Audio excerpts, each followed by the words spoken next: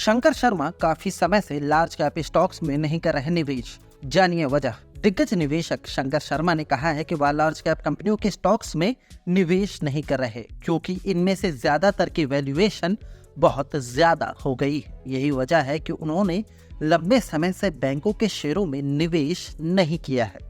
उन्होंने कहा कि अगर आप मुझसे निफ्टी के अभी के लेवल के बारे में पूछें तो मैं इस बारे में कुछ नहीं बता पाऊंगा। इसकी वजह यह है कि पूरा एक्शन स्मॉल कैप कंपनियों के स्टॉक्स में दिख रहा है।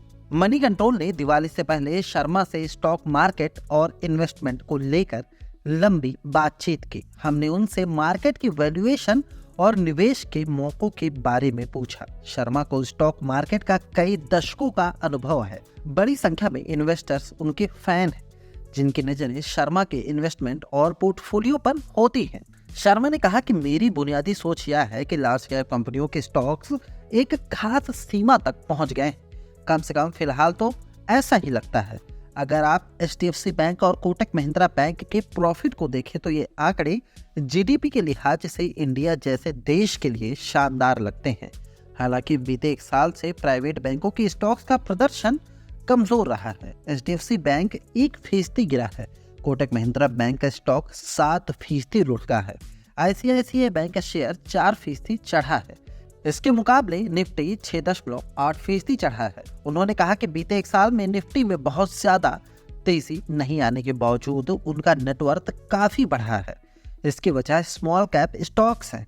निफ्टी में ज्यादा तेजी नहीं आई है। इसकी वजह बैंकिंग स्टॉक्स और रिलायंस इंडस्ट्रीज के शेयरों का खराब प्रदर्शन है। निफ्टी में दोनों को मिलाकर करीब 55% हिस्सेदारी है। उधर निफ्टी मिड कैप 100 इंडेक्स एक साल में 25.3% चढ़ा है। निफ्टी स्मॉल कैप 100 इंडेक्स ने 34.63% रिटर्न दिया है। क्या बैंकों के बगैर इकोनॉमी की ग्रोथ मुमकिन है?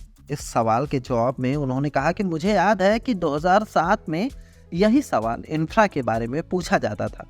इस बीच इंडियन इकोनॉमी की ग्रोथ 6 से 7% रही है, लेकिन कई पुरानी इंफ्रा कंपनियां आज कहीं नजर नहीं आती। उन्होंने एक इवेंट के बारे में बताते हुए कहा कि एक बड़े म्यूचुअल फंड हाउस के चीफ इन्वेस्टमेंट अफसर ने उनसे कहा था कि इंडिया में छोटी कंपनियां अच्छा प्रदर्शन नहीं कर सकती। उस मीटिंग में वह अफसर बहुत आक्रामक दिख रहे थे। जब मैंने स्मॉल कैप स्टॉक्स के बारे में बात करने की कोशिश की तो वह बहुत नाराज हो गए। उन्होंने कहा कि इंडिया में पैसा सिर्फ लार्ज कैप स्टॉक्स में बन सकता है। शर्मा ने फंड मैनेजर्स के लार्ज कैप स्टॉक्स पर दांव लगाने की वजह यह बताई कि साइज लिमिटेशंस की वजह से 1000 करोड़ रुपए का एसेट अंडर मैनेजमेंट यानी AUM हासिल करना मुश्किल है, और अगर कोई फंड मैनेजर इसे हासिल कर भी लेता है तो लिक्विडिटी की वजह से इसे मैनेज कर पाना नामुमकिन है।